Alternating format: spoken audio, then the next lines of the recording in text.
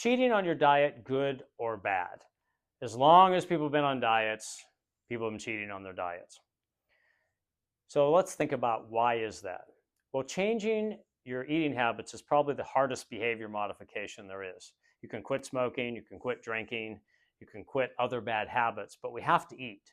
So that requires us to make decisions about eating. And as like anything else in life, when you're trying to do something worthwhile, there's discipline involved, there's organization, there's structure. It's not easy. So the concept of a cheat meal is that you are basically taking a break from the rigors of diet and the planning and everything that goes into it. So cheat meals are good in the concept of you're going to give yourself a break. It's like you work really hard, you save up money, you go on a vacation.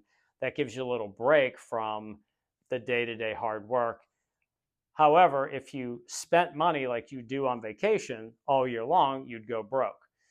So the cheat meal is essentially there to give you this little break, a little vacation from the difficulties, the planning, the discipline of dieting. So that aspect of it is good.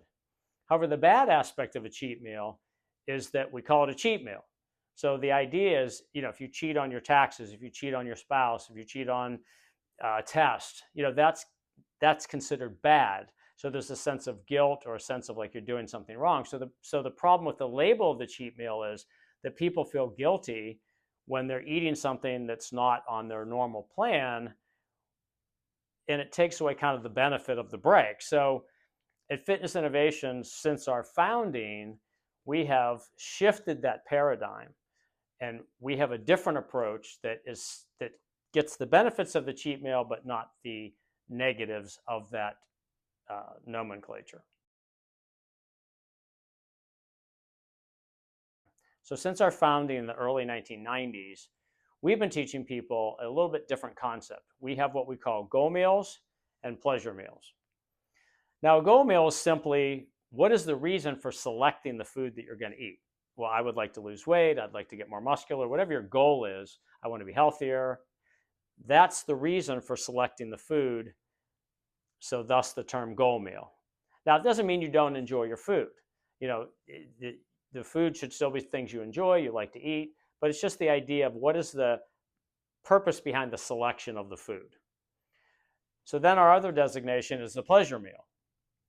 So that is the term that we use for instead of cheat meal, because cheating, as we said, gives the idea that you're doing something wrong. And we don't want guilt associated with this meal that we want to have to get a break. Because again, the idea is to get a little bit of a break from the discipline, the structure, the planning, which is hard work. So the pleasure meal is designed to be, again, the reason for the selection is pleasure.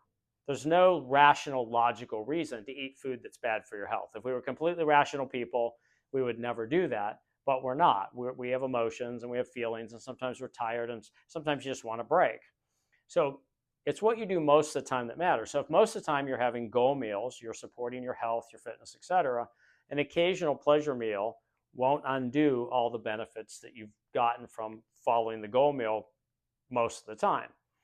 So keeping that in mind, the pleasure meal has a couple of rules that we like to apply. The reason we pick meals versus days, some people have a cheat day, but that kind of implies like you're just out of control. So you want this to be something that you're consciously focused on. So you're saying, I have a wedding on Saturday. I'm going to eat really well up until that time. And then that one experience, I'm going to have a pleasure meal.